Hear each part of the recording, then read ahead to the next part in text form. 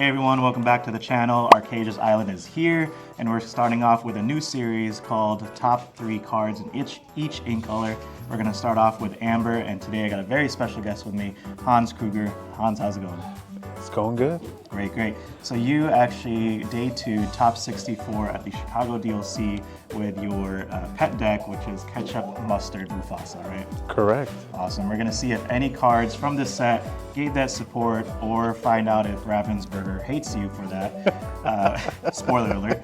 And see if there's any other cards that kind of gave Amber a push for this set. So we're going to kick it off with our top 3 cards, at least what we believe will be coming up for the next set. Hans, you could kick it off with your top 3 that you have. So the first one I have is Snow White, the 4-drop, 2/2, 2 lore, and this character can't be challenged.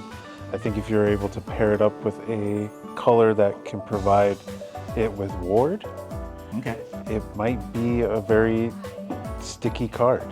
Right. That's a huge condition to be met, but sure, why not? Yeah. My second one is Wreck-It Ralph. It's a 6-drop. It's 3/8. Quest for 1 lore.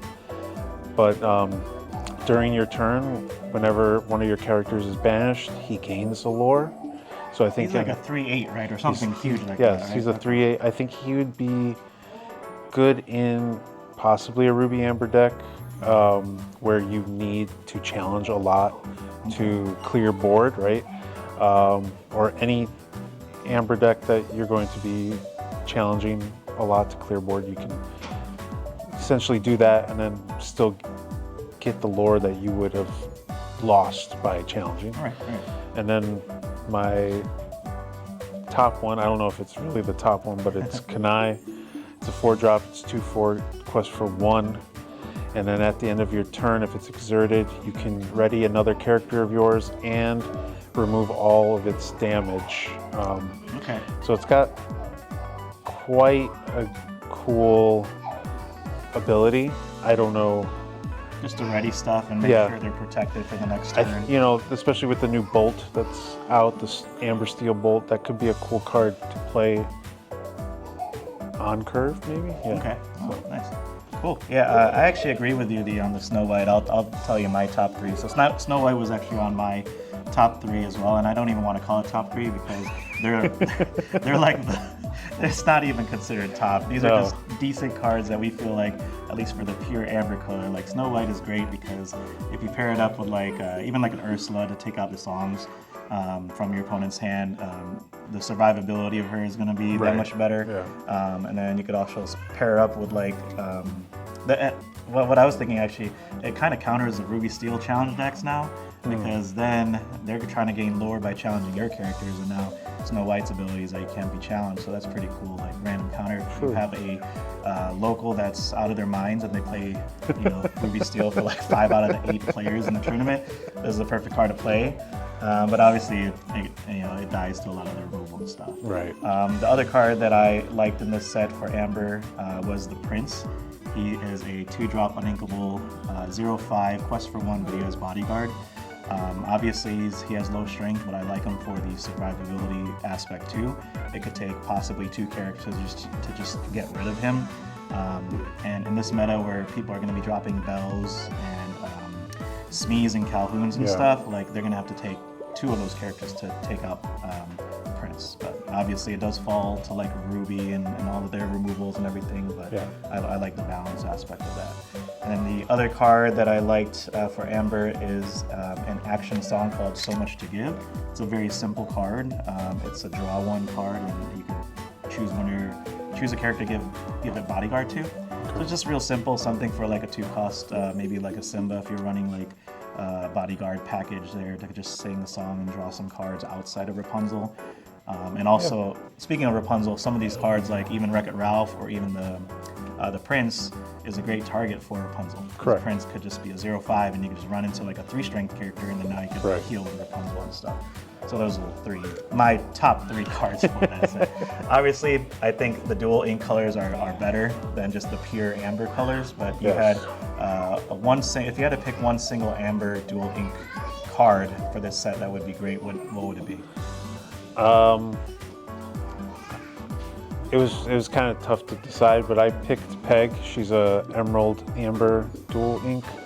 Okay. She's a 3-drop inkable, 2/4, and she has the ability to exert. If you have 3 or more characters on the board, you can draw a card. So I felt like in an Amber Emeralds build, aggro build, she'd be really good because she could add that card draw that you might not actually have. I know in the first chapter I played a lot of Emerald Amber aggro, and one of the things that was really bad about it was card draw. So Right, yeah, that's true. you ran out of gas pretty fast. So I think with those colors you could easily get 3 characters on board to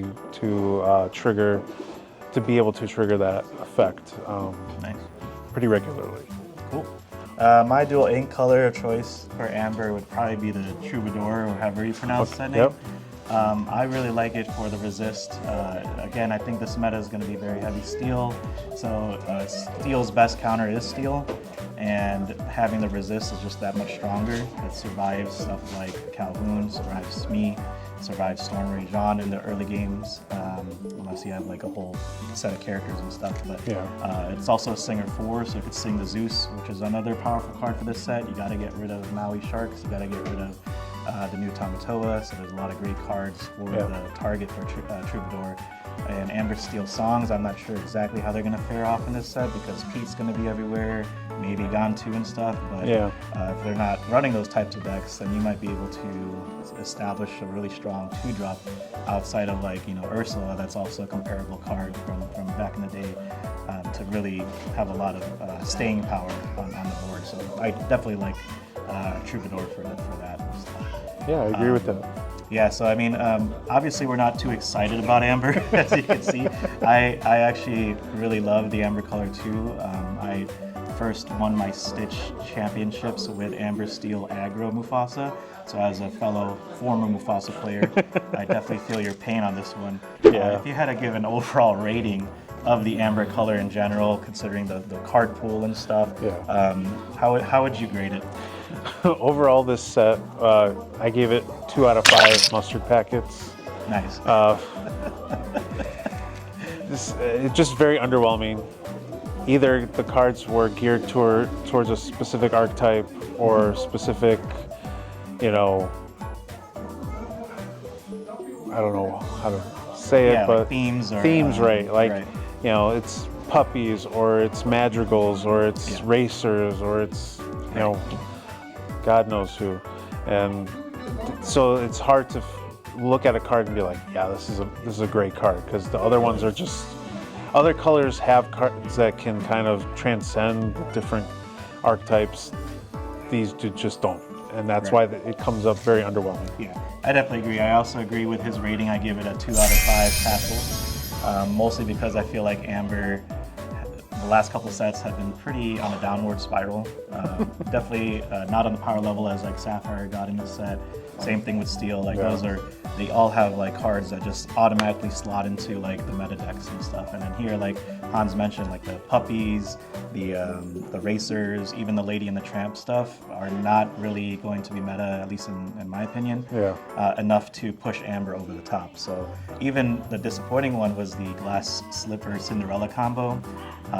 Being able to gain 3 lore is very enticing, but I think it's going to be a little bit too slow in this format because you still have to set up the Prince, you still have to exert it, and you still have to have that combo in there. So it was a lot of good potential Amber cards, but they just don't fit, like, I think the theming of the meta and stuff, where it's going to just be too fast.